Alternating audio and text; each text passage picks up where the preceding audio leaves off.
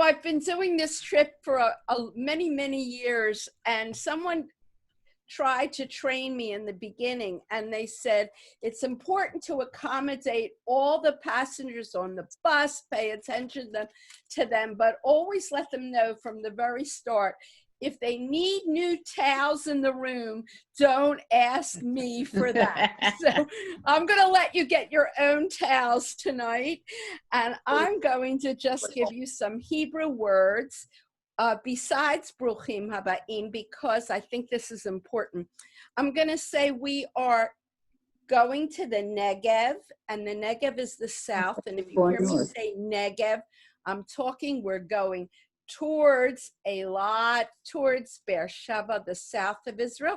And then we're going to go to borders in the Galil, and the Galil is the north. So if you hear me mention Negev or Galil, the north, you'll know what they are. And the other thing I wanted to tell Gotti was what I actually wrote to him, and that is, we're getting out of this hotel, Gotti, and I love the Carlton, but we've got one or two last things to see in Tel Aviv. So Gotti, can you make sure before we leave this area to go down south on our Arkia Airlines, could you make sure that we see one or two last remembrances of this area, metropolitan Tel Aviv? Absolutely. All right, shalom everyone. Sorry about our technical misconnection there, but we figured it out. I think my Zoom is too tired from all of the things that we've been doing lately. So once I closed it and opened it again, it worked, so we're okay. Yofi, so today we're going to head to the borders and talk about our borders of Israel. And we're also going to talk, I think another good word to add is shchenim or shachen. Shachen comes from the word mishkan. That might sound familiar to some of you. Mishkan is where God dwells, or somewhere that we live. And a shachen is a neighbor. So we'll talk about our neighbors and the complicated neighborhood that we're in this area. So before we get started, let's see a video from another one of our hosts in Israel. Her name is Shirley Shavit, and I'm going to share my screen. And let's see what we got here. We'll get rid of this. And here we go.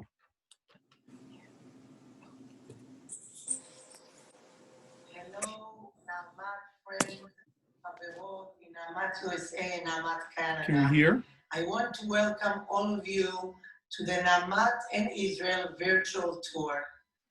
In this time of the pandemic, unfortunately, we cannot meet in person. So we are doing our best to bring Naamat and our special projects, women, children, and youth, to your living room. I hope you are inspired by our stories, and I hope you will enjoy the tour in Israel and in Naamat. I want to thank so much everyone who was involved in this creative idea. And I want to thank all of you on behalf of Naamat for all your efforts and your solidarity in these hard times for all of us. Thank you so much for your commitment and devotion, for all your efforts to better the lives of our women, children, youth, and families in Israel. We miss you. We hope to see you very soon in person. Be well, good health to all of you, and see you soon in Israel. לשנה הבאה בירושלים. Thank you so much. Wonderful. Toda, Shirley. Oh, she's starting again. Yeah, I remembered now that when I share, I need to do this little click here, so we can do that. Okay. Very good. Can you guys see my screen? Are we good? Yes. Excellent. Very good. So Shirley Shavit, thank you for your introduction. And we are going to start our tour today. As Selma said, there's something in Tel Aviv that we did not yet see.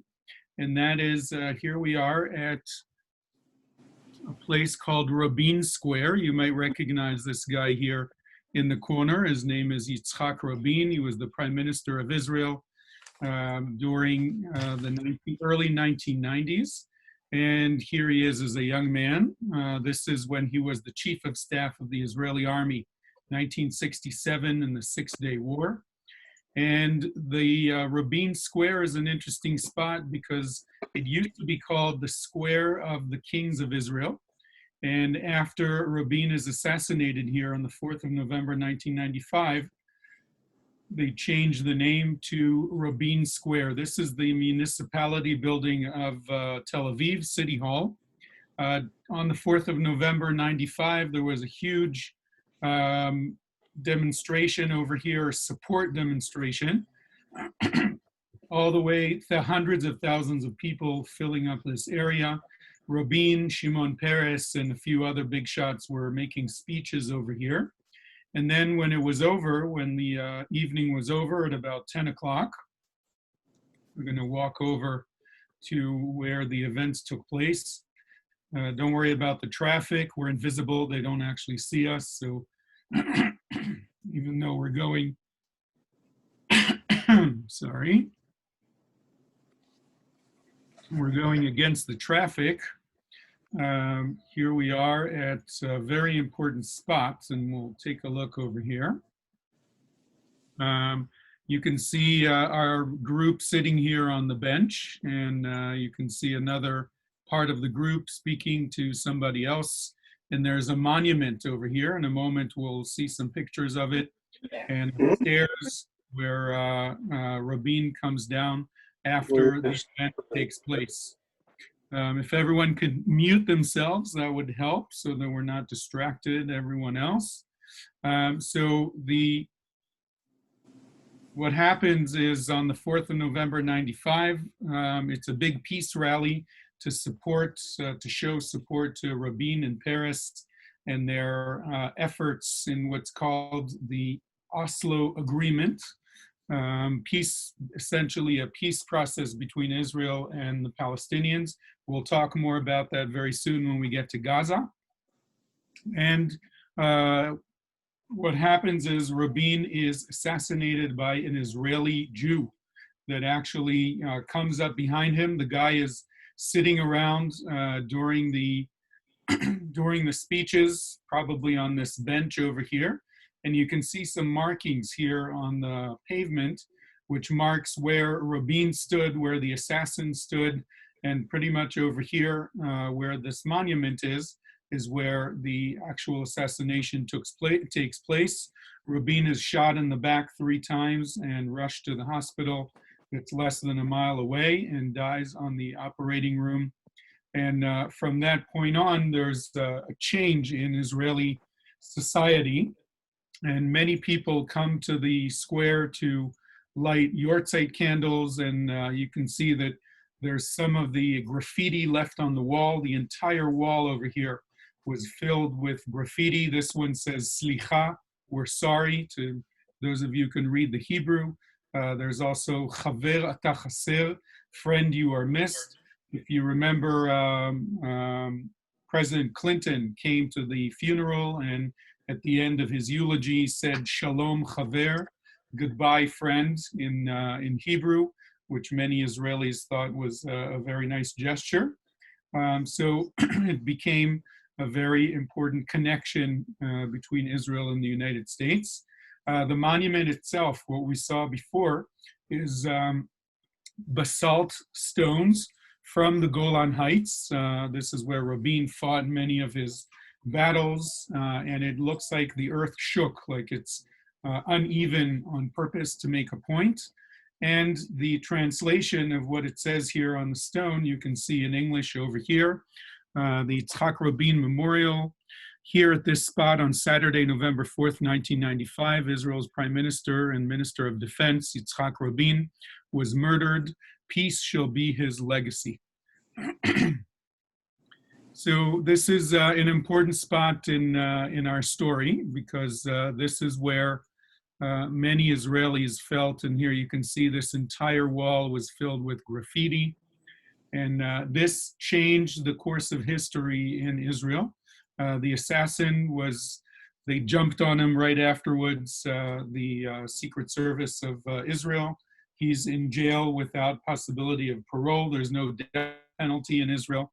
After 6 months, there was another election. And in that election, Bibi Netanyahu takes control for the first time and decides with his party, the Likud, that the peace treaty is not good for the state of Israel. And essentially, since then, we're sort of stuck between phase one that was implemented already in 1994 and phase two that was supposed to happen in 96. So that was, it's hard to believe that was 25 years ago. And every time I think about it, it's kind of amazing. I bring birthright groups to visit this spot. And for the last few years, it dawned on me that many of them were not even alive when this event took place. And it's kind of an interesting situation. All right. Selma, you want to add anything? I guess I just want to say that I was one of those people that was fortunate to be in Israel during the Six-Day War. And that was at a time that Yitzhak Rabin had a pivotal role in helping win the Six-Day War. And we'll talk more about it, I think, on the day in Jerusalem. We have a couple of pictures of that as well. So from here, we'll continue and start exploring the borders of Israel. And first of all, this is a beautiful overlook by a reservoir by Kibbutz Nir Am. And you can see this dotted line over here. This is the border between Gaza, the Gaza Strip, and Israel. Now, I say border, but that's wrong. We don't really have borders in Israel.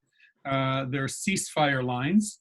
And I wanted to zoom out a bit because I want to show you this is already Gaza. This is one of the big neighborhoods called Bet Hanun of the city of Gaza.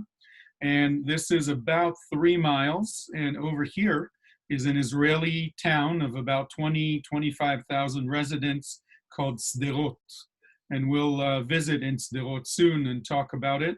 But the distance really is kind of amazing that we have kibbutzim, Kfar Aza, Mefalsim, Nir Am, and the big town of Sderot that's really along the ceasefire line between Egypt and Israel, 1948 to essentially 1979 when we signed a peace treaty with Egypt. So we do have a border with Egypt and with Jordan, but Lebanon and Syria, which we'll visit very soon, it's a ceasefire line where we basically agreed to stop shooting at each other.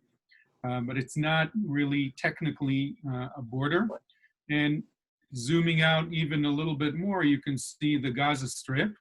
The Gaza Strip was created by Egypt. I'll talk about it in a moment, but you can see it's about 60 miles long. Okay, this over here where it's desert, that's already Egypt. And over here, it's about 20 miles wide, and these narrower areas is only about 10 miles wide. And it was created by Egypt in 1948 after the War of Independence, what we call the War of Independence. The Palestinians call it the Nakba, or the catastrophe, where close to 700,000 non-Jewish residents of the country, the area that became Israel, fled to a different area, to their neighbors, to Syria, Lebanon, Jordan, and Egypt. And the Egyptians did not want them to come into Egypt proper. So they created the Gaza Strip around the city of Gaza and refugee camps like Jabalia and Beit Lahia and Rafiah and others. So we'll visit around there in a moment. So back to Asaf Siboni Overlook. And we have some beautiful pictures that were taken over here. Asaf was a soldier that was killed in Lebanon, actually, but he was a resident of Kibbutz Nir Am nearby. And his parents made a monument in his memory. There's some beautiful views of the Gaza Strip. Here you can see already, this is towards the border. And they created a wind chime that they asked, there's a little sign here that we'll see in a moment, and they ask for people to let the wind play in the wind chime. There's one chime for every year of his life. He was, I think, 23 when he was killed. And here we can already see the what Gaza looks like. This is from the overlook, very close, as I mentioned before. These are already buildings of the city of Gaza, which we'll have a look in a moment to see what it looks like. Here are the wind chimes I was talking about. Okay, continuing along our border, and we're gonna do a little hop into Gaza. One of the cool things that we can do with these virtual reality or virtual street view things is we can go into Gaza. I'm sure none of you have been to Gaza, or maybe if you did, it was a few years ago. I too was in Gaza. Actually, this is the Jabalia refugee camp. And as you can see, when we imagine refugee camp, we think of temporary buildings or no running water or anything like that. This is a refugee camp that basically has been here for over 50 years. So they have running water and they have electricity and actual buildings. And in the Army, when I was in the military in 88 to 93, I actually served a couple of times in Jabalia. Not very good memories. Here's another picture. This is the main boulevard of Gaza City. Again, it's a big city, and walking around Gaza, it's kind of interesting because it's a city just like any other city that you can see in Israel or in the West Bank. A little bit about the story of Gaza. So basically we have in 1948 the creation of the Strip, as I mentioned before, by Egypt. 1967, in the Six-Day War, Israel takes over the entire Sinai Peninsula, which includes the Gaza Strip. And then in 2005, in the peace treaty of 1979, let me just mention that I'm sure all of you remember. I remember it as a kid. Israel really wanted to give back the Gaza Strip to the Egyptians. Egypt did not want it because it has in it about 1.5 million Palestinian refugees, those descendants of those 700,000 or so that have left the area that became Israel. So in 2005, Israel finally decides to unilaterally withdraw from the Gaza Strip. What does that mean? That means we did not have a partner in negotiating the withdrawal. We just decided there were 15,000 Israeli citizens living within the Gaza Strip. There were attacks almost on a daily basis on those villages and on convoys going back and forth. And eventually, the prime minister and the government, the prime minister was Ariel Sharon. This was a difficult decision for Israel, and there were many people, many citizens of Israel that were not for this withdrawal. And Israel evacuates those 15,000 Israeli residents, and the PA, Palestinian Authority, takes over the area. The Palestinian Authority is headed by a guy named Yasser Arafat, the guy with the kafia and the beard, who made the peace process with Rabin and Peres. He dies in 2006 as well.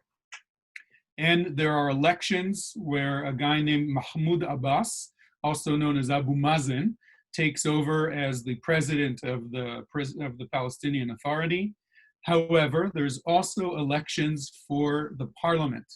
And in the parliament election, the Hamas wins big time.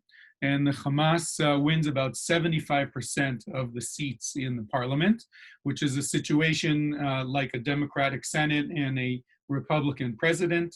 And what happens about a year later is that the Hamas throws out the Palestinian Authority from this area and essentially creates a situation where we have two Palestinian entities right now. And those two Palestinian entities. One is in the Gaza Strip. What am I doing here besides getting you guys all dizzy?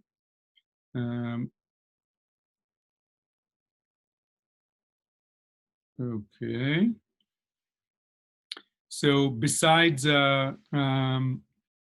basically creating a situation where Hamas controls Gaza, we have the Palestinian Authority in the West Bank area. So we're really dealing with two Palestinian entities. Now, along the Gaza Strip, I don't know if you all know this, or in the area of Gaza in general, there's also a port. One of the issues that the Hamas today, literally in the last couple of days, has been negotiating with Israel. I'm sure you're following the news. There's been some arson balloons and some rockets fired at Israel. In fact, last night there was a rocket fired at Israel, and the Israeli army bombed some Hamas targets in the Gaza Strip. This is all literally in the last 24 hours. One of the things that the Hamas wants is to create an international port in Gaza to allow Gaza to be its own entity. And take a look at this. This is a plan that I found from about 10 years ago of creating an artificial area where there would be a port, an airport. The Hamas and the Gaza Strip really has an opportunity, or had an opportunity, to flourish and to use. There were Israeli companies that were willing to come and set up factories right on the border so that there would be jobs for the people in Gaza. And unfortunately, the government of Gaza, which is mostly Hamas, is very much against Israel and does not want to talk to Israel and negotiate with Israel, but rather fire rockets, dig tunnels underneath the border. And lately, their latest way of attacking Israel is arson balloons, basically balloons that are connected to a Molotov cocktail. They're lit on fire, and the balloon takes the fire to the other side of the border and sets fire to places in Israel, fields. There was a kindergarten in Sderot that was badly damaged. Luckily, no one was hurt. And they're also starting to connect explosives to these balloons. So that's a problem that Israel is starting to deal with. Okay, and on the Israeli side, any questions so far? Do we have any questions? Not yet. Not yet. Okay. Yeah. Yeah, one question. Do you hear me? Mm-hmm. Yes. Yes. In relation to Gaza City, where is Gush Katif? We stayed there a couple of nights. I will show you. Hold on.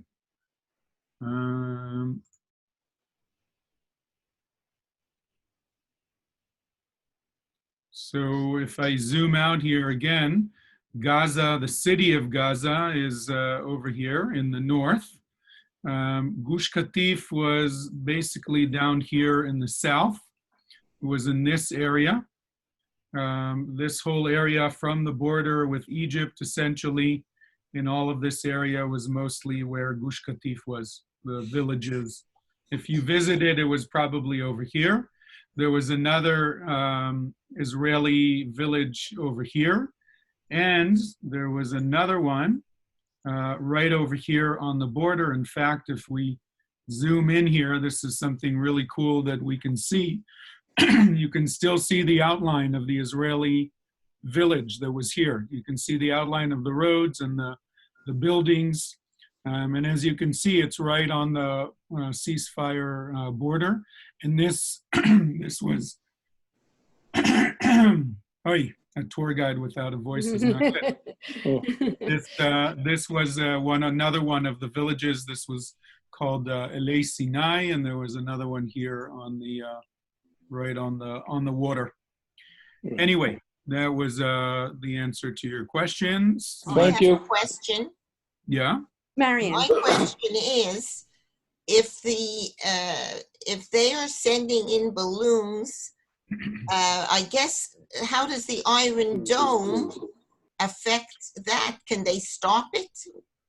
So you got to remember that it's a cat and mouse game. In the beginning, the Hamas were firing rockets, and Right. then Israel created the Iron Dome, which Right. basically shoots these rockets out of the sky. By the way, the rockets that are shot out of the sky can cause damage as well, which is probably what happened about 3 days ago in Sderot. There was damage to a building, and luckily no one was hurt. So then they started creating tunnels. The tunnels go underneath the border, so they would dig from here, go underneath the border, and surprise Israeli villages on the other side and the Israeli army. So Israel came up with a system. It's basically a sonar that detects where the tunnels are, and now we know where the tunnels are. And we're digging a ditch 100 feet, that's about 30 meters for the Canadians, deep into the sand. We're pouring concrete into that ditch with special sensors that will hear if someone's digging all around the Gaza Strip. It's costing billions of dollars so that they can't do any tunnels anymore. So the next thing that they came up with were these arson balloons. And the answer to your question is no, the Iron Dome is no good against something like that. But Israel is developing a laser. This is a new thing that was tested in February and March and might be operational in the next month or so to shoot these things out of the sky. So we have to come up with answers to the things that they do. Great, thank you. All right, so let's go visit, before we go to Sderot, here's somewhere that I'm sure you guys have not been to because it's out of the way. But I don't know if you know this, but Gaza was an important battle during World War I.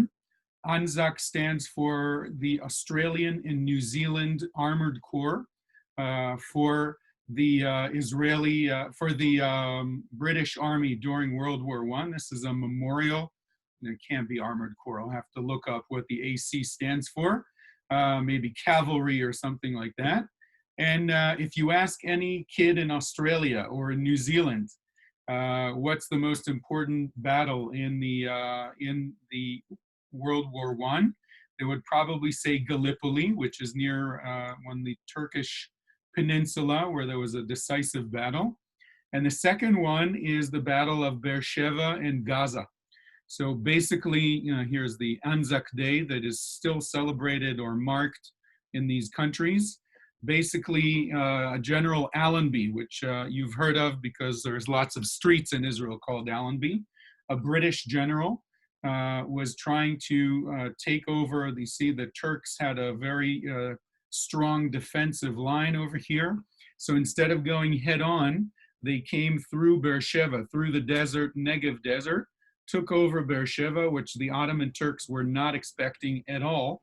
And then from the side, took Gaza relatively easily. And these are the soldiers of Anzac. And you can see they were using camels and horses. And this is a very important site for the Australians and New Zealanders that come to visit. And now we'll go into the city of Sderot, the big city that I mentioned before. I say big, but we're talking about 25,000 people. And as you can see, here's the border, okay, right over here. And Sderot itself is very, very close. There's even a train line that goes to Sderot nowadays. And because it's a big target, when Hamas started firing rockets, firing at Sderot is relatively easy. And the city of Sderot was taking fire quite a bit during the last 20 years almost of all of this going on. And as I mentioned, the last one, literally yesterday, there was a rocket fired at Sderot. This is not a house, this is a bus stop. So because the rockets are short range from the Gaza Strip, when you're here, you have about 15 seconds, 1-5, from when you hear the alert, which is a calm voice of a woman saying, Tseva Adom, red code red, code red. And from that sound, you have between 10 and 15 seconds to find shelter.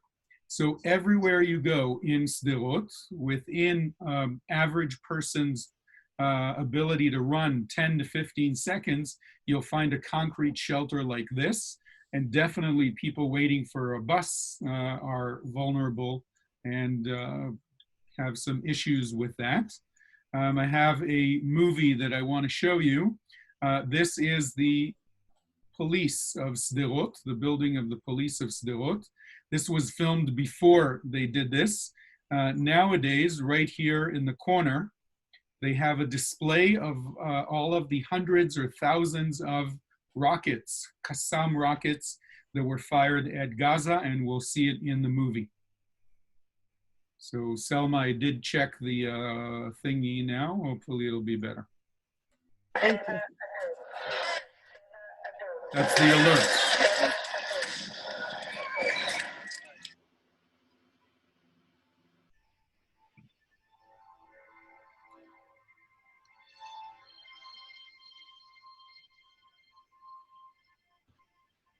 So this is an older movie. By now it's over 25,000 residents. Gaza is 1 kilometer away from Sderot. So here's a display of the Qassam rockets I was talking about. Second to last around Fairlight. This past October 2010, we entered our 10th year where Sderot and West Maggot been under rocket fire and threat. It's been 12,000 rockets fired to Israel. Ever since the disengagement, ever since Israel pulled it out from the Gaza Strip, this is 5 years ago. Since that point until today, 8,000 rockets fired to Israel. And this roof just came through. We had Muslim Arab families fleeing Gaza living here today in Sderot, a dozen of Muslim Arab families, and a few Christians. So we gotta go to people, you have a modern ground and a synagogue where families, little kids exist all the time, and then this huge caterpillar, which is kind of like a beacon of what kind of lifestyle people have to live. They're always living on the edge. They always have to make their lifestyle accommodate terrorism. And the hardest question we have to be asking ourselves by living here in Sderot, why is it that we have to wait until a kindergarten? So here, I'll go back a bit here because I wanted to show you. This is a school, elementary school, and this is the playground. But notice that there are these concrete blocks because if a kid is here playing during recess, they can't run within 15 seconds to find shelter in the building. So the government sponsored these little shelters so that the kids that are playing out here can find cover. Same thing by basketball courts, soccer, and so on. So this is an interesting movie. I'm just checking to see if there's something else. There isn't. So from here, we'll go to this caterpillar that was shown here. It's a very interesting playground. I actually take groups there when we're still inside Sderot. And here's by the way, the Chabad house is over here. You can see the Chanukiah. And I usually stop here with the group and give them a chance to check out this playground. So if you see this is basically reinforced concrete, which you can go inside like we saw in the movie. So kids can play, and it's looks like a playground, but as soon as if there is an alarm, they can run into this caterpillar that would keep them safe. And as you can see, it's sponsored by the Legacy Heritage Park of Good Wishes. There's all kinds of different organizations that support the people of this area, including Naamat. It's a relatively new center, so we don't have any footage from there, but maybe if Deanna or Selma or Vivian or one of you wants to share about this center and what they do. Sure. So we, as you know, many of us know, we were there actually last year in November. We were in Israel for the convention, but we have our Women's Health and Empowerment Center right in Sderot, and it's located in such a place where these kids, you know, they're trained from day one to hit those shelters when they're there with their families, and they know what those sirens sound like and what they're supposed to do. But the surrounding area has so much trauma. And there's so much, you know, what they go through on a daily basis, year after year. We built the Women's Health and Empowerment Center to help the families cope with all the stress and the trauma that they experience with those rockets flying all the time. So we have counseling sessions and programs for women and families, and different types of, you know, it's like a big center for all kinds of help for women and their families. And I think that it's an important part of living in Sderot, because a lot of the people don't want to leave. We talked to people when we were there, and they do like living there. People have people have freedom of choice, and I think they could leave if they wanted to, but they choose to stay because it's their home and it's important. And they just and Na'amat is there to help deal with the psychological problems that occur from living in that kind of a uncertain place. And I think also, Deanna, there's a multi-purpose daycare also there in Sderot also. So that's another Na'amat installation in Sderot also. There is, absolutely. And those multi-purpose daycare centers, they're, you know, those are the ones that are have extended hours from 7 a.m. to 7 p.m. And the families, the brothers, the siblings of the children come when they're done with school. And yeah, it's a tough place to live. But when we were there, one of the things I remember is the mayor of the town, the mayor of Sderot, I forget his name, but he came to speak with us. And he was saying that living in Sderot is like the best and the worst of times. It's paradise most of the time. And then the other part of the time, it's like hell. So, but he was so passionate, and he was so, I don't know, he was an amazing man, bringing the community together.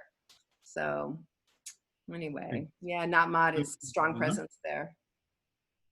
And I have to say that that point that they don't want to leave is something that's very important. That's their home. And I have a friend that I visit with groups all the time that lives in a kibbutz nearby. And he always says, you know, that if a bully tries to push you away, you're going to push back, and you're not going to leave because they're pushing you away. This is my home, and I'm going to stay here.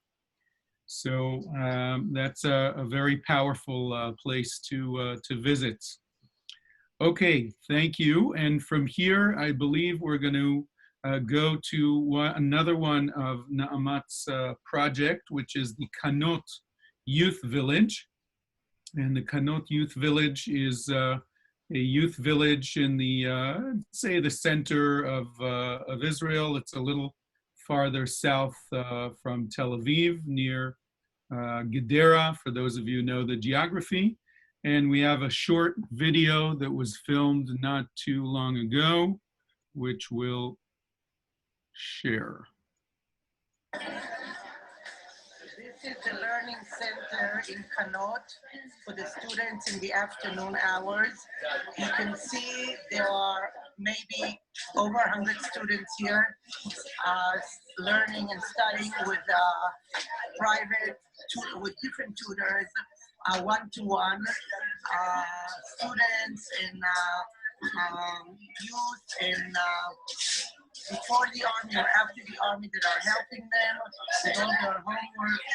Look how many students are here in small groups in order to do their homework and different assignments. So this is Kanot Learning Center.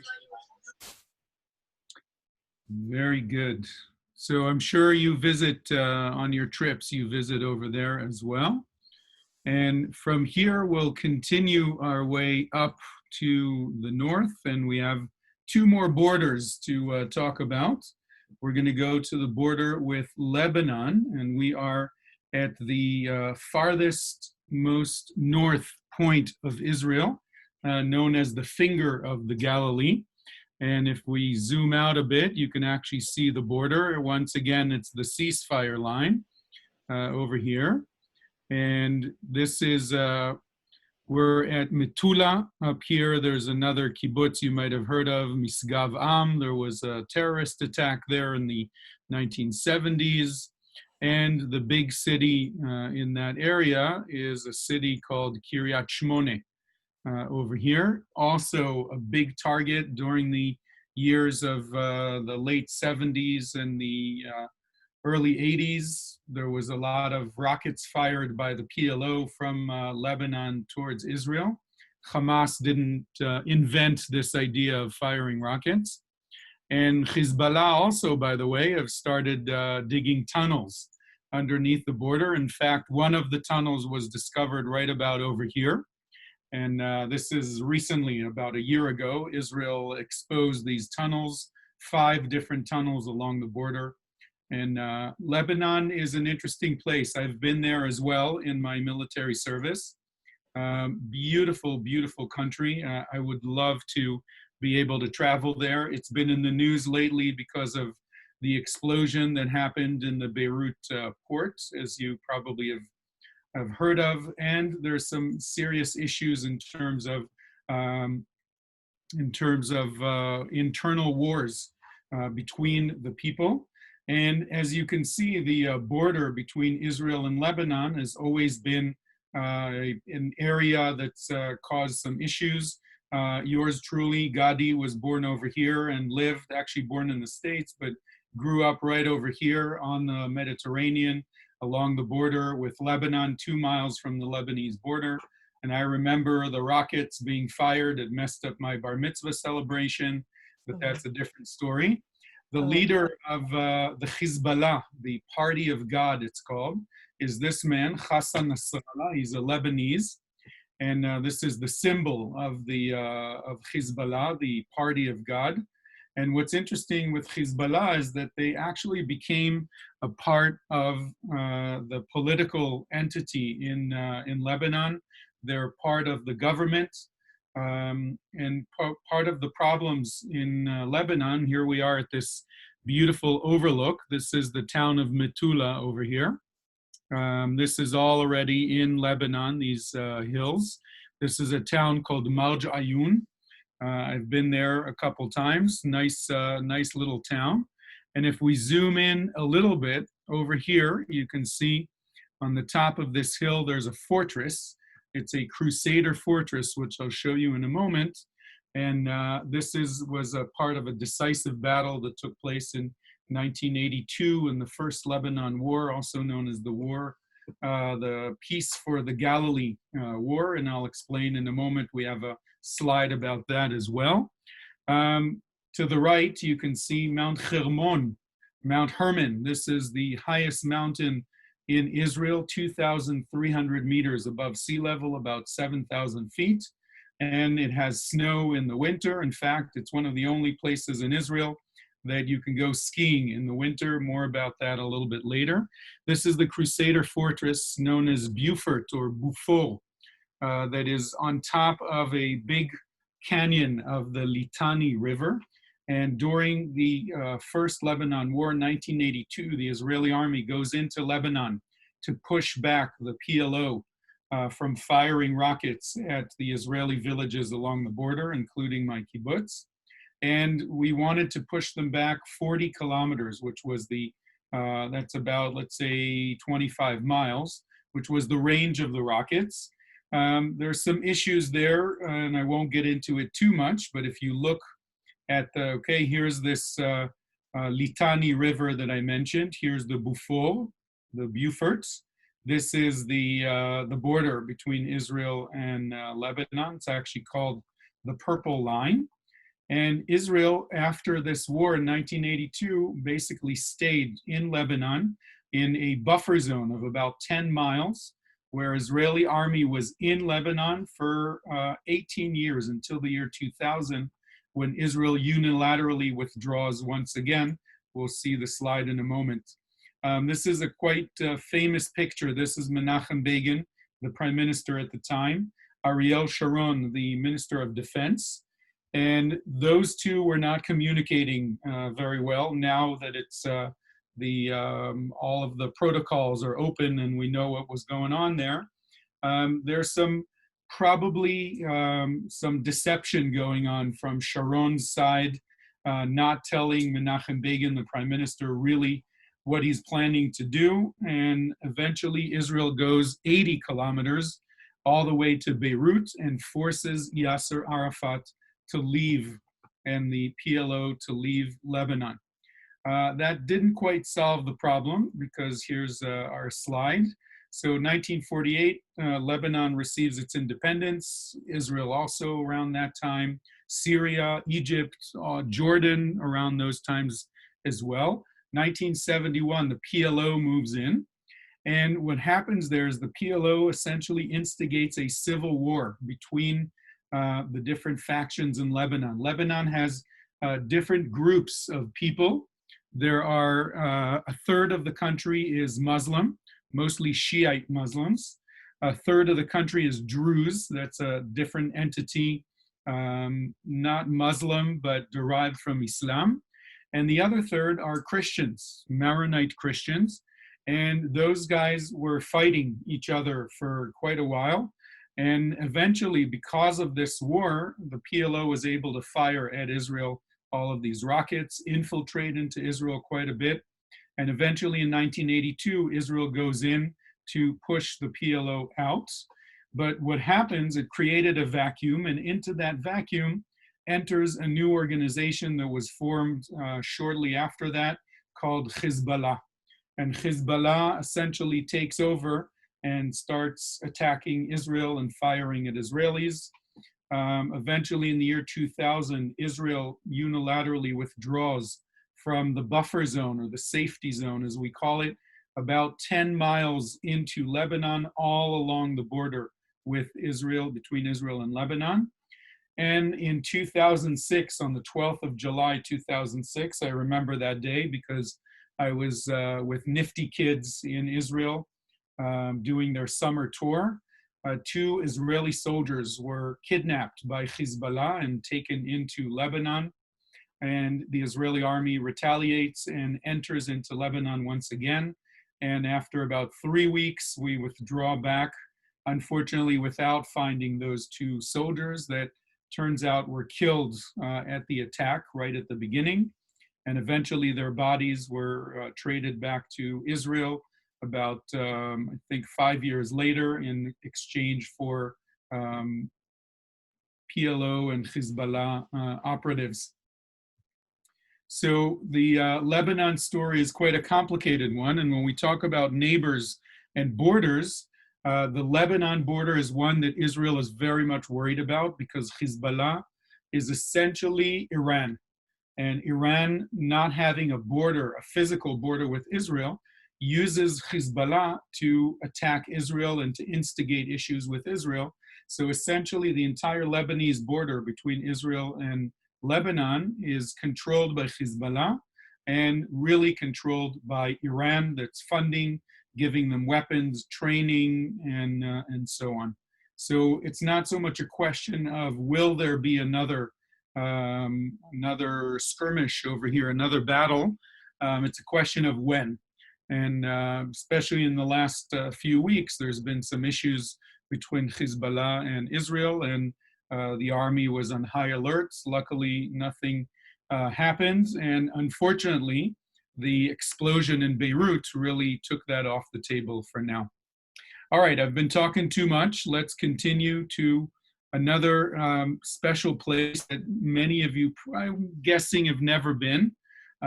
During the time that Israel was in Lebanon, in this buffer zone, some of the soldiers in the more remote posts along the border in this buffer zone were exchanged with new soldiers that came to replace them using helicopters.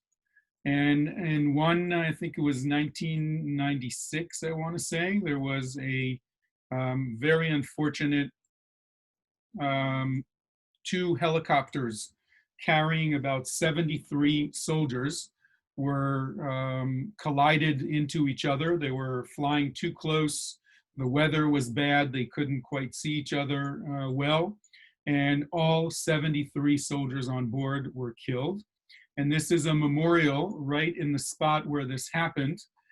Here's the names of these 73 soldiers, and there's 73 slabs of stone around here.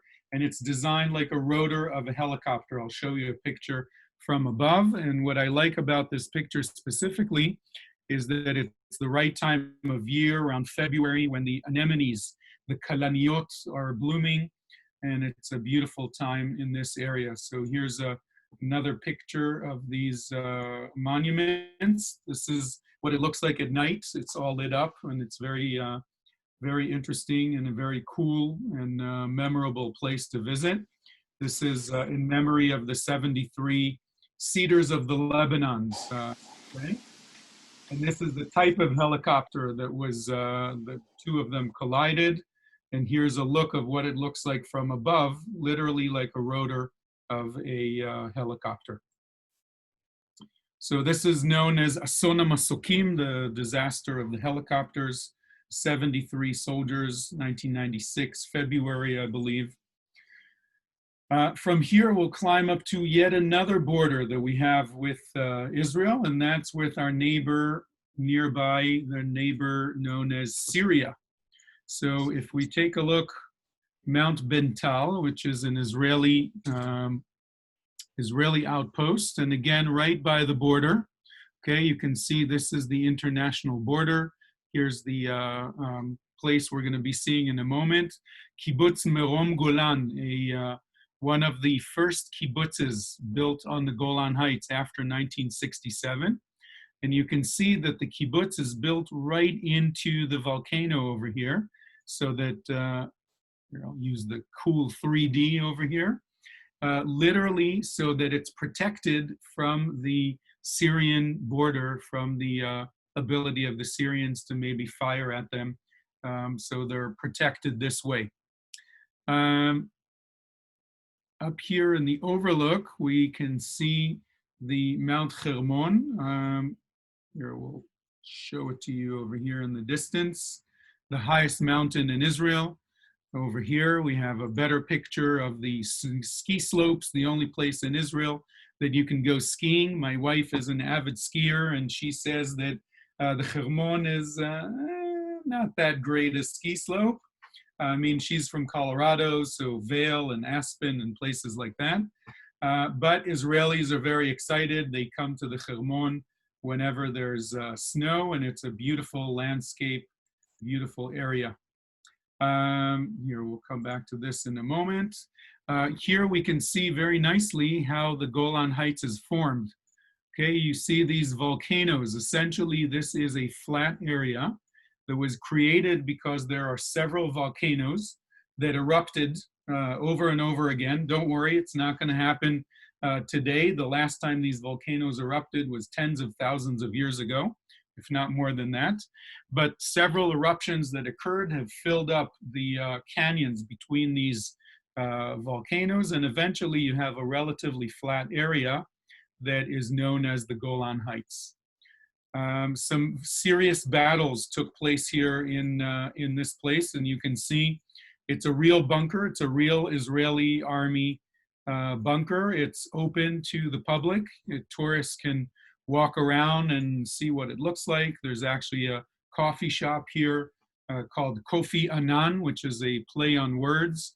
If anyone remembers who Kofi Annan was, the Secretary General of the United Nations. Annan in Hebrew means cloud, so it's like coffee in the clouds. And it's a very cool area, beautiful views of the Golan. Two things that I wanted to mention here. The valley over here in this direction of the quarry is called the Valley of Tears, because in the War of Yom Kippur, 1973, the 6th of October, there's an attack of about 600 tanks and Syrian armored vehicles coming in through this valley, trying to enter into Israel. Facing them were only 70 Israeli tanks. that fought for 3 days to be able to stop these Syrian tanks and armored vehicles from entering into Israel. It was a surprise attack. Israel was not prepared for this war. And that's a whole other presentation that we can do in a different time. But this is known as the Valley of Tears because hundreds of soldiers were killed on both sides. And this is the valley itself with a memorial of this is an Israeli tank and a Syrian tank, and this is the Valley of Tears. Another thing that happened over here, and I'll finish with this, is Israel is helping Syrian refugees, was helping Syrian refugees to bring them to Tzfat. And we'll talk about this tomorrow, I think, or the day after, when we're in the city of Tzfat. Israeli army was taking care of civilians that were hit in the different wars. Syria has been in a 7-year, almost 8-year now, civil war. Slowly, Bashar al-Assad, the president, has been taking over, assisted by Hezbollah from Lebanon and Iran, and the Russians and the Americans were involved there as well at some point. So there's a lot of different forces running around here.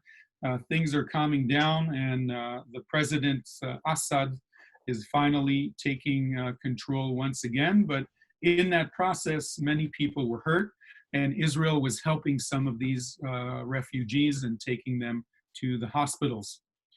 Selma, are we doing okay? Doing fine. I think what I'd like to do at this point is, if we could, I'd like to introduce a few people, and I'd like to make sure when we come back, we do hear the story of Eli Cohen that you tell so well. That's really important.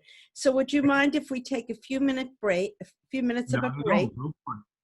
And we also have a special guest at the very end tonight that's going to really add something to the evening as well. And I know that we still have 1 or 2 last things I want to make sure. Besides Eli Cohen's story, I think we want to just make sure that we, I don't know if you decided to put in that other treat or not put in the treat with Sipur. Okay, so we'll have, right after the intros, we'll have those special, we have 3 special treats right afterwards. So stay tuned, don't leave yet. It only gets better. I want to make sure tonight that we meet Ellen Abronson from Los Angeles. And Ellen, could you unmute yourself for a moment? And we'll highlight you up. Ellen Abronson. Ellen and I were friends back in the day in LA. That rhymes. Ellen, are you still here? I'm still here. Oh, there you go. Thank you for coming on. Welcome, Ellen. Tell us about yourself, a little bit about your connections. First of all, I'm very new to Na'amat. I'm a member of Hadassah, but I was brought into Na'amat by one of the people on the bus, Linda Andron. We're part of a chapter in West Los Angeles called Aura that is just getting started, but is having a lot of trouble finding members. As far as my connection to Israel, I lived there for a year when I was a junior in college, and dinosaurs roamed the earth.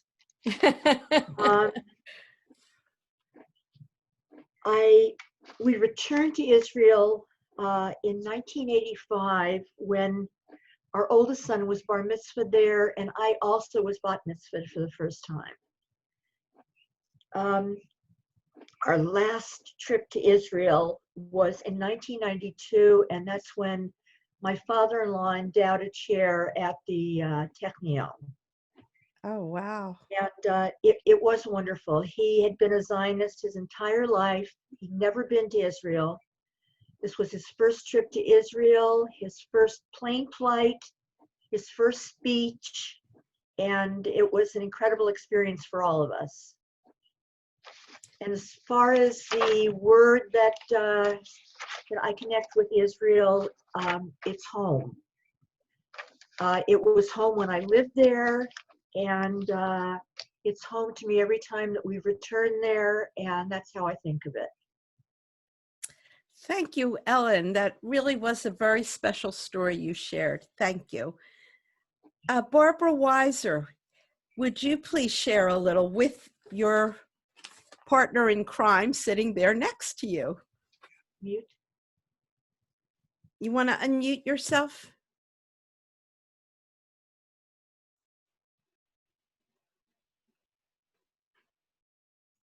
I'll try to get the next person. No, it's unmuted. We're okay now? Yeah. Yes, we can Okay. hear you. I'm very excited that my sister is on the bus, Oh, wonderful. Judy Glisserman. I'm in Toronto. I'm in Montreal. She's in Toronto. Nice. So this is exciting. And she's sitting next to Yes. And she's sitting next to Anita. Oh, She's in good company. yes. Anita actually brought my husband and I to Namat. We reside in Florida in the winter, and there's a very nice luncheon that's made every year. So we were introduced Lynn Brown. because we go to the luncheon. We find it very interesting. And in Montreal, Anita's very busy making various events, and we support her the best we can. The last time we were in Israel was 2 or 3 years ago. My grandson had his bar mitzvah there in Jerusalem. And we went with the entire family, my 3 children and my 2 grandchildren. It was just a wonderful, wonderful experience. We were there for 2 weeks. I've been to Israel many times, and I must say this tour guide is sensational. Yofi, thank you so much. That's wonderful. Thank you for sharing, Barbara. We're going now to someone I know from Philadelphia, and we are going to unmute Lynn Brown. She's already unmuted, and she's dark. Her background is dark, but I know it's special for me to have Lynn here with us. Lynn. Hi, can you hear me? Yes. Yeah, I'm very glad to be seeing this. I've never been to Israel. Probably the only one from this group that's never been to Israel. But I'm finding it very engrossing. And also I'm enjoying being a member of Na'amat, which I'm a relatively new member. And it's just all very informative and eye-opening, and I'm glad to be part of it. Well, we're very glad to have you with us, Lynn. So thank you for joining us this evening. Next, we go to Mindell Jacobs. And Mindell, if you'd unmute yourself, and I'm going to, yep, good. Hi everyone. Hi, Mindell. I have, what a wonderful tour, what a brilliant idea. I'm so enjoying this. I've been a Na'amat member for many, many years. I'm in Edmonton, Alberta. And I've been to Israel about 5 times. The first time I was a kid, it was in 1967, went with my family, and we raced back to Canada just before the 67 war broke out because my parents had 3 little kids, including a newborn, and they decided to get the hell out.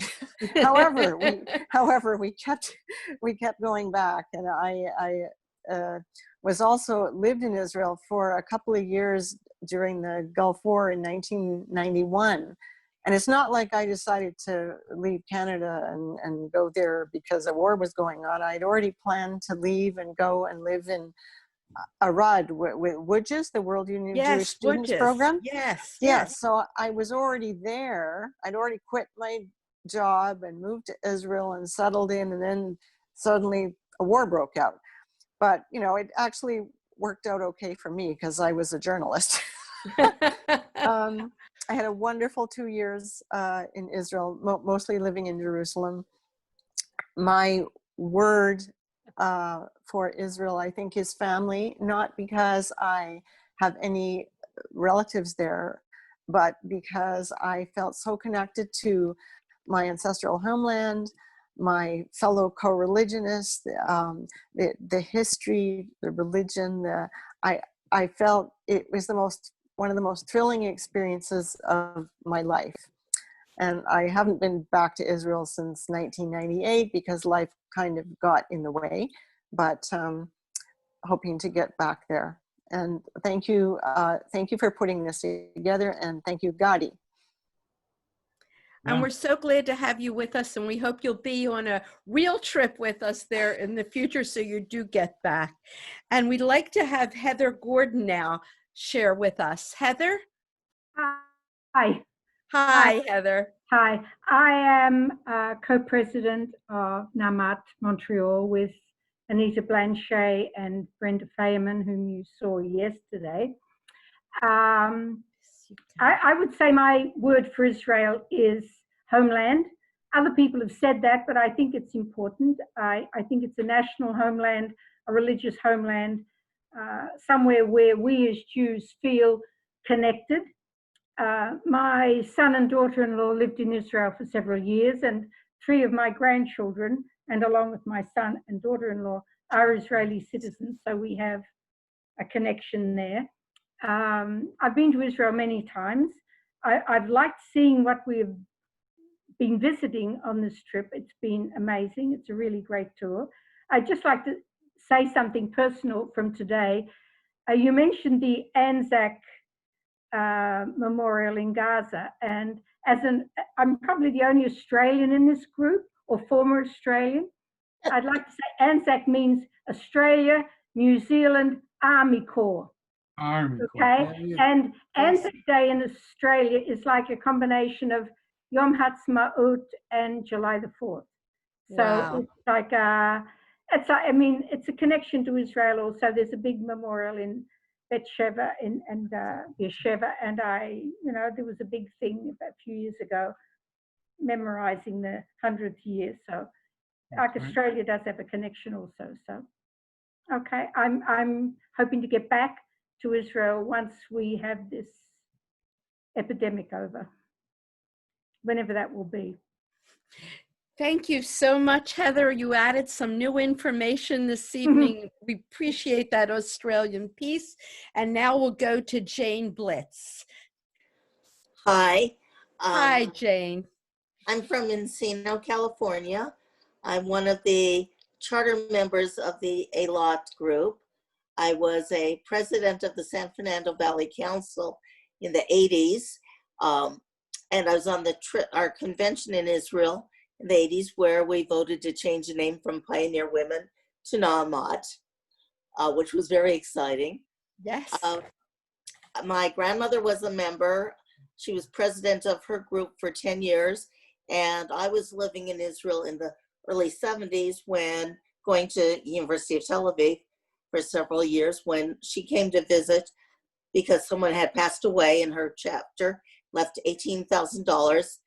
And she did not trust sending it into the national office. She wanted to bring the money herself to Bibi Edison, in case any of you have heard of her. I have a wonderful picture of the 2 of them.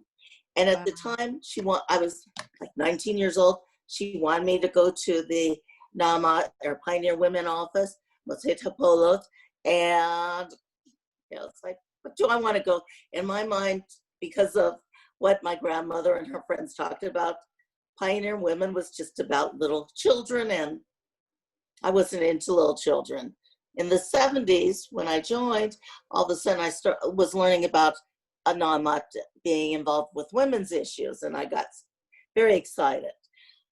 I mean, now that I'm much older, I'm very excited about raising funds for children and all of our various schools. But so my grandmother was very involved. My mother was a member. She started getting much more involved in the mid 80s, 90s, because she was getting tired of being introduced as Jane's mother. And my mother ended up becoming the national president of the Na'amat USA. I have twin daughters who are members, who live on the west side, but I think they're a lot younger than the Aura group. And they just, between work and children, they just don't have time for anything. And I also have a daughter-in-law who's a member, and my granddaughter who's 9 years old has been a member since probably 2 months after she was born. So we Wow. have a long generation, and I've been to Israel numerous times.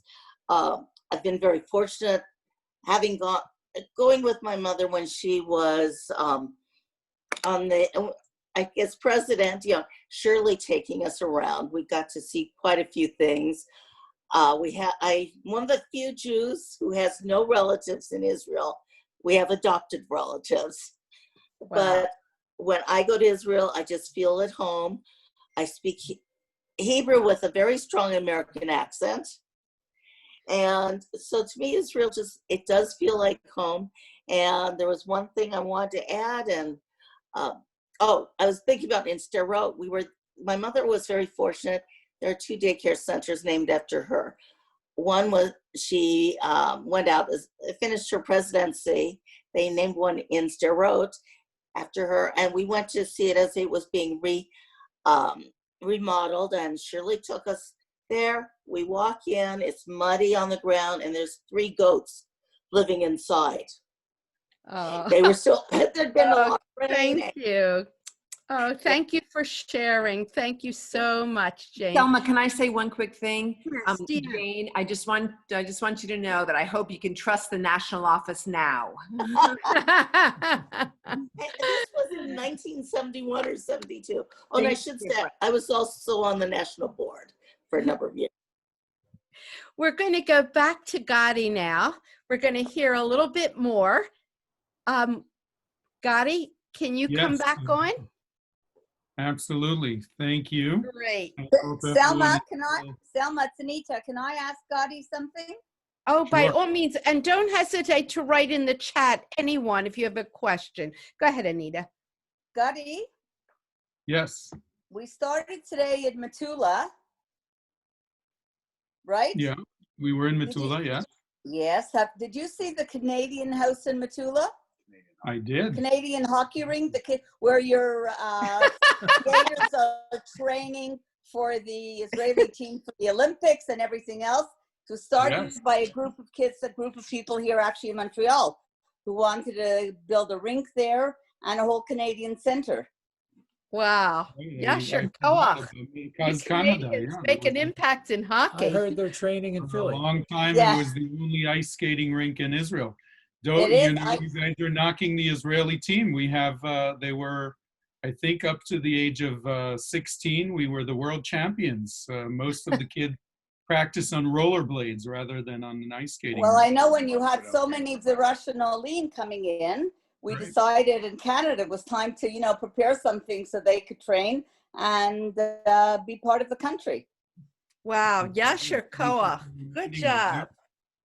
Okay, Gotti, let's get a little more touring Okay, before we so- bring the evening to a close. Go ahead. Very good. So here we are at another overlook. This is called the Gadot Overlook, and I came here to remind you of the story of Eli Cohen, which Eli Cohen, you might have heard of him. He's in the Israeli Spy. I'm just going to give you a quick look of where we are. This is a Syrian bunker. This is a memorial for the soldiers who were killed in '67, taking over the Golan Heights. And you can see we're about halfway up the Golan Heights. The memorial, by the way, is designed like an aim of a gun at the end of the barrel of a gun, essentially looking down towards the kibbutz. And you can see some of the houses of the kibbutz down here. And the Syrians were literally sitting on top. It's all surrounded with mines. You can see all of these fences around. These are still active mines. The Israeli army keeps these mines here in case we need to, we have an invasion by the Syrians. Not so likely nowadays, but that's a whole other issue. And this is another overlook, but just to give you an example, this is a kibbutz, Kibbutz Ein Gev on the Sea of Galilee. And we're standing where the Syrian army used to sit. And there's a wonderful series that was created about Eli Cohen called The Spy. Here he is, Eli Cohen. In the 1963 to 65, he was an Israeli that was born in Egypt. He spoke Arabic as his mother tongue. He then was recruited by the Mossad and sent to Argentina, where he met the big shots of the Syrian Ba'ath Party that eventually took over in the early 60s and became the leading party of Syria. And Eli Cohen became good friends with the nephew of the chief of staff of the Syrian army. And using his connections with this nephew, they would travel around and visit different parts of the army, which Eli would then report back to the Israeli army.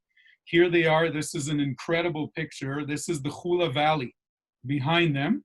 And they're literally standing here taking the picture. For Eli, this was great because he then copied this picture and sent it on to the Israeli army. One of the amazing things that he was able to do, and this is part myth, part true, notice that there's a lot of eucalyptus trees around here. Okay, this is a big eucalyptus tree.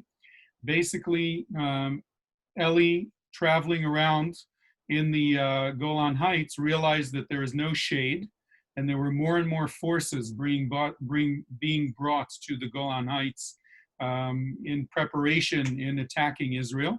And he convinces his friends from the army to plant eucalyptus trees everywhere there's a base so that the soldiers would have some shade. And when the war breaks out in 1967, that really gives the Israeli army a very good indication about where the Syrian bunkers are, where the Syrian encampments are. And Eli's information was instrumental in the Six-Day War in 1967 in allowing Israel to take over the Golan in essentially 2 days. Unfortunately, Eli was captured by the Syrians in 1965, and he was executed in the central square in Damascus. The series done by Netflix called The Spy is about, I think, a 5-part series, very interesting. Not exactly the story, but close enough. In fact, his family that still remains today wasn't too happy with the series. They said they showed him in some ways that they weren't too excited about, but bottom line is it brought to life his story that I think is a very important one. So that's Eli Cohen, our man in Damascus. And back to our last overlook that I wanted to show you over the Sea of Galilee on a beautiful mountain called Mount Arbel. And look at this, we're right by the Sea of Galilee. Let's give it a little 3D here and we'll zoom around. This is a huge cliff coming down over the Sea of Galilee. There's some Hasmonean Maccabees fortress over here. King Herod fought over here as well. And it's just a beautiful view. Let's land at the top of the hill and look at the gorgeous view down below. And it was a nice day when they took these pictures. So the Sea of Galilee, Kibbutz Genosal down below. And up in the hill here is the highest city in Israel, known as the city of Tzfat. And we are going to visit here on another day, I think in a couple of days, and talk about Kabbalah and the Tzfat art and so on. On the other side of the lake, you can see the city of Gamla, a fortress of Gamla, which is an amazing story from the Second Temple period. And what else did I put in here? Just to show you what the cliff, we're looking from the top of this hill from a boat that's on the Sea of Galilee. And of course, this is a time of year where these are friends of ours that are camping on the Kinneret. Just kidding, I don't know who these people are, just found this picture. But all of the Israelis, with the exception of the Ben-Dov family that didn't go, are now on the shores of the Sea of Galilee, camping, pandemic or no pandemic, lots of Israelis here hanging out. And of course, how can we end our tour without the obligatory boat ride that we do on the Sea of Galilee, where we learn how to do some Israeli dancing. This is one of my tour groups.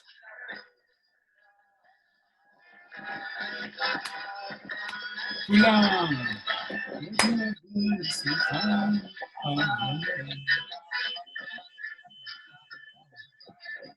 Very good. Yofi, thank you very much, everyone. I hope you enjoyed our tour today. I hope I didn't talk too much. And thank you for sharing your time with me. I know that we've been on our second day, and there's still some introductions to do, so don't go away. And I'll stick around for a little longer if there are any questions. And yeah, Selma, b'chazara Yes. elaiך. To you. Gadi, I know it's 4 a.m. for you, so if you can't stay on, we certainly understand. So let me ask first, were there any additional questions that anyone has at this point?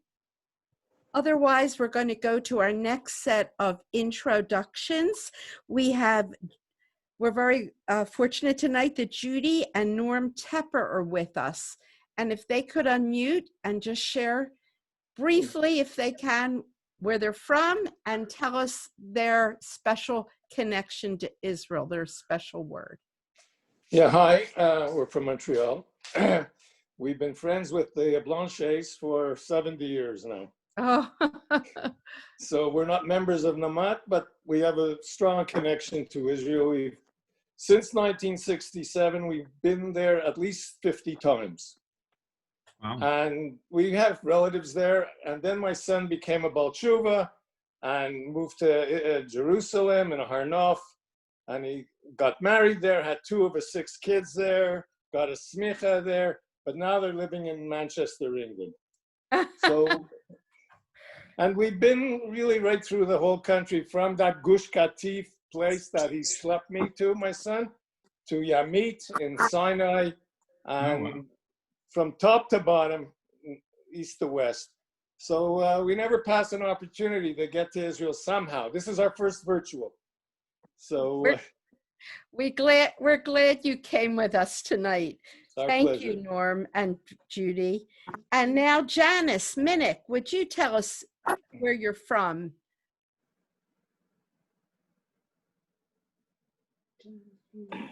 Janice has, yes. Chicago area, from a suburb of Buffalo Grove.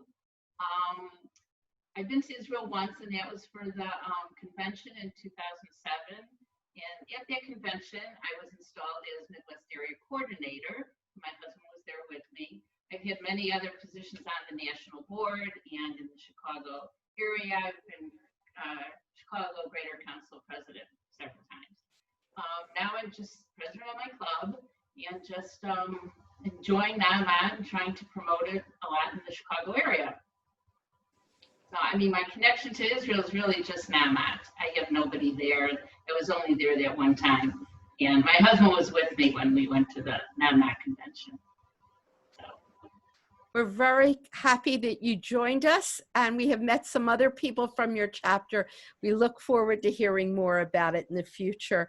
At this time, Marion Klein, could you let us know about yourself? Hi, I'm from Montreal. My first connection to Naamat was really hearing about pioneer women. My late uncle was a Zionist from the word go. He died just before the war in '67, and my mother said he would have died because of it.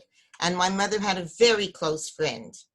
And I want to tell, I sometimes joke with Anita that when she calls me or I call her, I say Chavera Blanche, because in those days, you didn't call anyone by the first name. It was always Chavera with their last name. Right, Anita? Anita doesn't hear. Okay. Okay. Then I remember being in Las Vegas in 2001, walking in when we were registering at the hotel, a huge sign, "Welcome Naamat USA." So there was a very big happening there, and I went to look for a cousin of mine. I didn't find her, but people from New York knew her. So if anyone's from New York, Phyllis Kaplan. And of course, my darling sister was at Ein Gev for an Ulpan between 1968 and 69. She has had Israel in her blood all the time, and 3 years ago made Aliyah. And she happens to live on Jabotinsky, right in Jerusalem, right across from the Los Angeles Na'amat building. Wow. So Wow. that's that. And at Ein Gev, and I visited there with her. I've been to Israel probably about 14 times, but since she's there, she has her son, her older son went right after high school. So I've been there a number of times with her, and she'll drive anywhere, and we would just rent a car and drive. So we certainly did the whole country a number of times. But when we went back about 10 years ago to visit Ein Gev, and we ate at a fabulous restaurant right on the Kinneret. The water level was drastically low, but has since come back up. So the restaurant there, it's a fish restaurant, and it's very good. So if anybody goes back to Israel, to Tiberias, gotta go to Ein Gev and eat there. And when I was in Israel, last year I was there twice. I was there in June, and I went back in August. And at one point when I said I'm going home, people said, no, you're not going home. You are home. Love it. Love it. Thank you so much. And my mother did the Na'amat JNF tour in 1992 and planted a tree in the snow. Oh. So I've got a lot of connection. I have to say my word now is family. My sister's there, her children are there, her grandchildren are there. And when I go, they just don't want to let me go home. Her oldest granddaughter said to me, you know, Granty, they call me Granty for great auntie. There's an apartment right next door to ours. You could move in there. And every time I speak to her is, when are you making Aliyah? I don't think it's for me at this time, but it's certainly, I have an arm of my family there. Kol hakavod. Thank you so much. And I was supposed to be there for Pesach.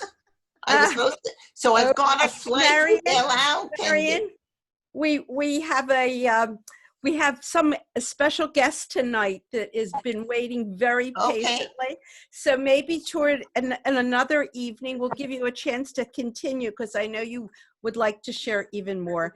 I want to just check one last person who wanted to introduce herself, and that is Karen Pollock. Are you there, Karen? Hi, how are you? I first heard it. Can you hear me? Yes. Okay, great. Now, this has been fantastic. This is my 5th trip to Israel. I was last in Israel last year. This is my first virtual. I first heard of Na'amat just a couple years ago.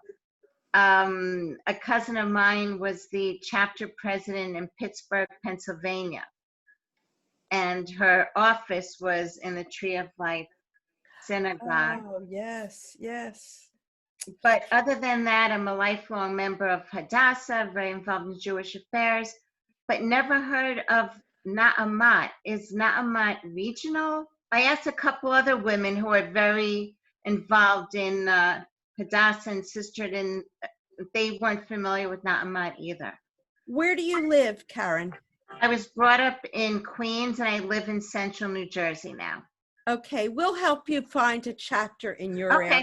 But I was just curious. No, I mean, is it regional? Why haven't a lot of us heard about Na'amat? I think a lot of people heard of Pioneer Women.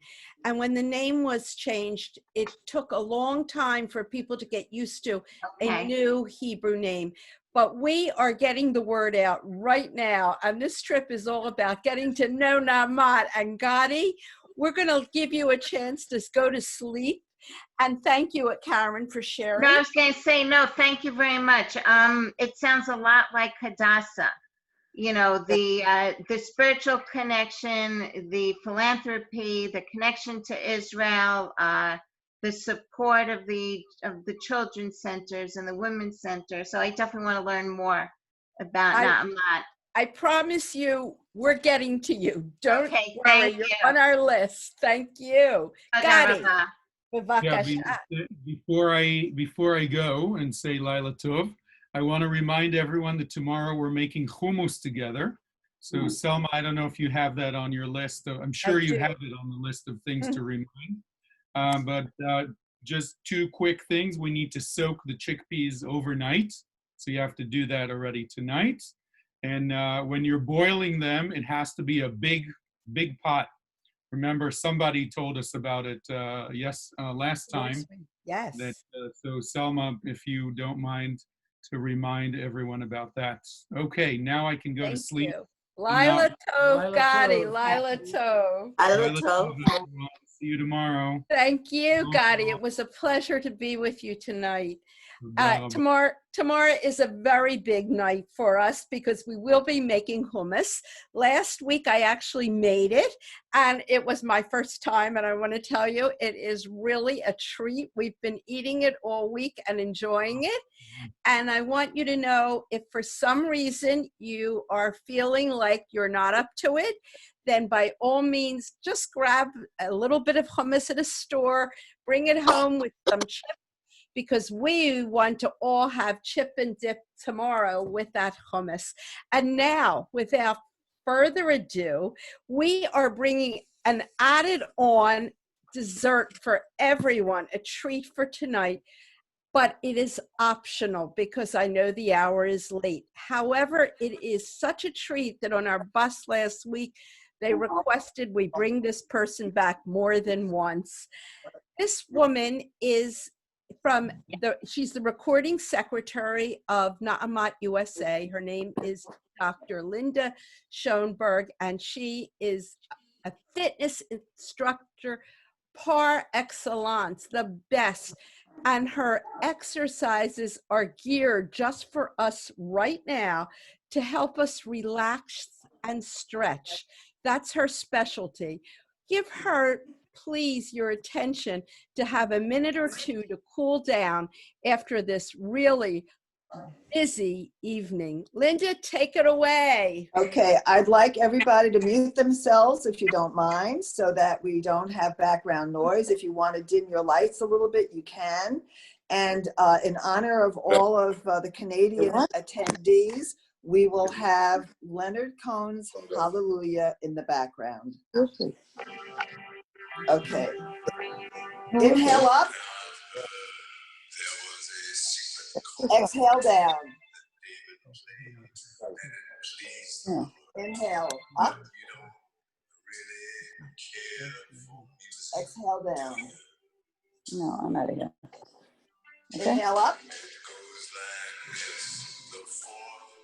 With your left hand, grab your right wrist. Circle your tush on the chair in one direction, a little tush massage after sitting for 2 hours.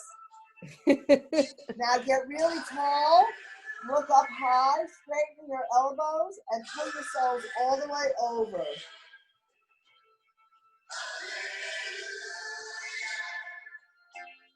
Face your hands towards the floor and reach out to the corner, stretching your shoulder and your back. Come back up, switch the grass, give your tush a little massage again by circling on your chair, and take that big inhale up, straightening your elbows, and now lean all the way over to the other side. Palms to the floor, look to the corner, and reach forward. Come up, interlace your fingers, and go forward. Actually, you can go forward this way. So stretching your shoulders, come forward in your chair, put your hands behind your lower back, and then straighten your elbows as you look up.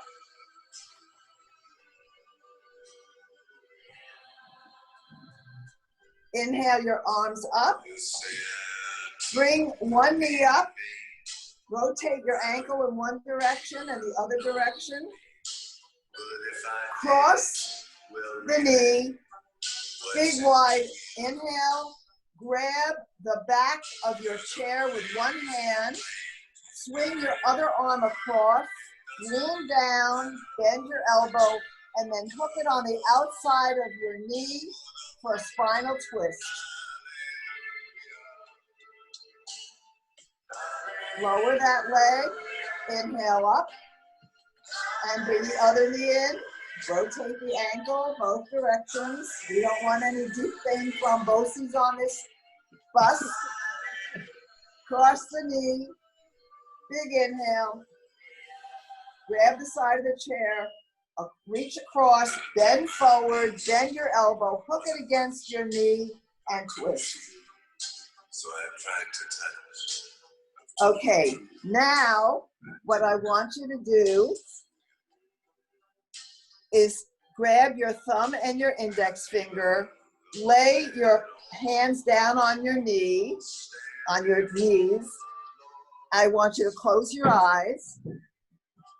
And I want you to think of any part of your body that may be painful for whatever reason. I'm going to start at your feet and we're going to make our way all the way up to the top. And maybe some of you will fall asleep by then. Okay, so close your eyes, starting with your toes, moving into your metatarsals, into your ankles. Take a deep breath in and out. Moving up the shins and the calves to the knees. Deep breath in, deep breath out. Into your thighs and your hamstrings, into your gluteal muscles, your piriformis muscle, into your pelvis. Take a deep breath in and out.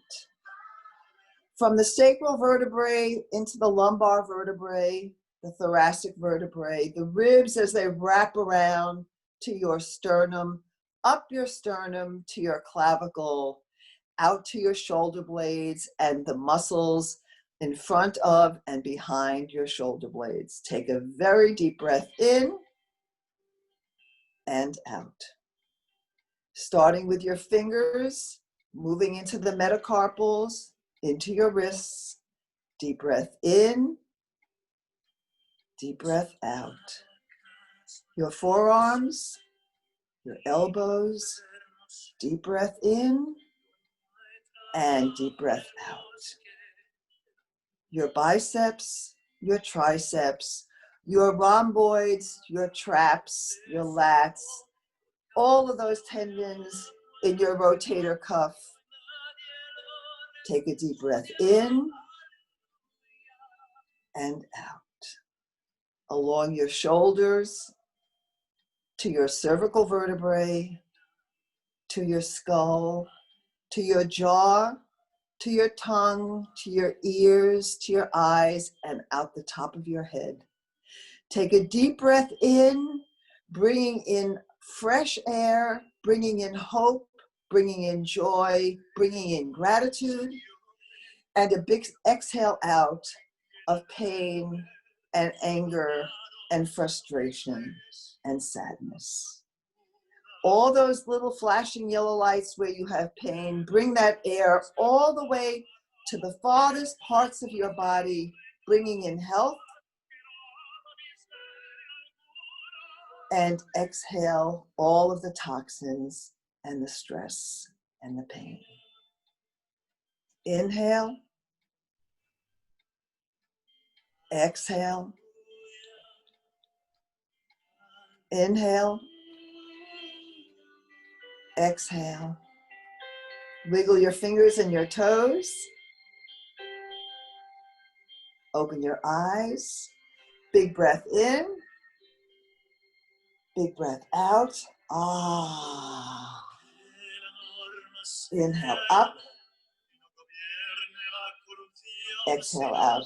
Ah. Inhale up. Palms together at heart center. Big wide inhale. Give yourselves a hug. Open again. Give yourselves a hug in the other direction. Have a wonderful hummus day tomorrow. I'm not like our friend Selma. I already finished my hummus. It was so good. And it was the first time in my life that I ever made it from scratch. So Yes. go for it, guys. It's wonderful. Thank you, Linda. It's Linda, Gail. before See you Monday. leave, we not only want to say thank you, but I want to tell everyone in Canada, Na'amat is also invited. Every Monday morning, Linda at 11 a.m. has Na'amat and exercises similar to this, a lot of stretching. And anyone who wants to, we will give you the link and invite you to join her. It's a treat. I have done it. It's and 11 a.m. Eastern time. So those of you in Alberta, it's going to be earlier in the morning for you. But we have people from Reno. We have people from Chicago. California. So, yes, come join us. And it's upper and body work and a lot of balance. She does a So great job. it's a tough class, but people do it and it'll keep you healthy so that when this pandemic is over, we can all meet in Israel. Stay healthy, guys. Let me wish thank you again, Toda Rabah, and Lila Tov to everyone. We look forward to seeing you 7:30, ready to make hummus tomorrow night. Take care. Good night. Lila Tov. Soak your beans if you're making it from scratch. Soak your And beans. don't forget the baking soda. Baking soda too. Yes, that helps make the beans easier on your tummy. And mushy, yes. Thank you. Lila Tov. Leil Menucha. Leil Menucha.